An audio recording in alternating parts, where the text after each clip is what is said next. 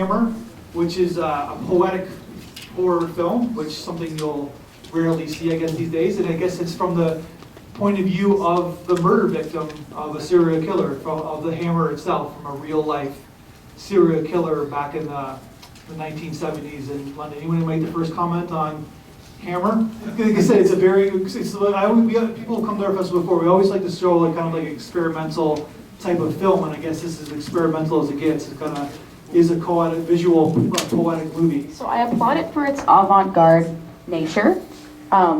It took me a couple minutes, it took me a while to get into it, really, and also, this is kind of embarrassing, I didn't get that it was a poem till like halfway through. I was like, it's weirdly rhyming, oh! And so that was kind of cool.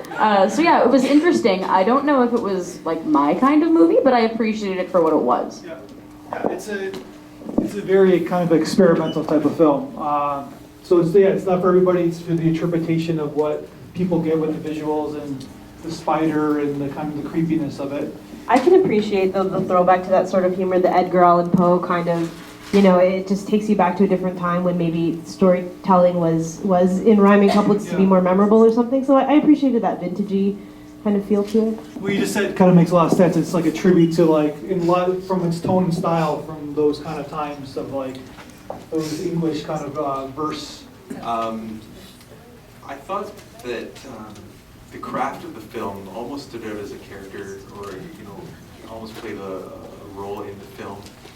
And I felt that also was Submerged. Both of those films, the subject matter, like in the submarine.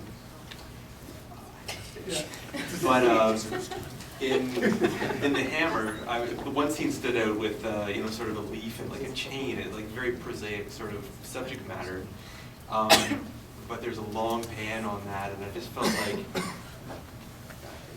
the same thing that with the submarine in Submerged, that there is a lot of sort of peripheral music and stuff being put on a very prosaic thing, and I felt that brought out, I don't know, the craft is sort of standing out too much, trying to make too much of a very prosaic subject matter.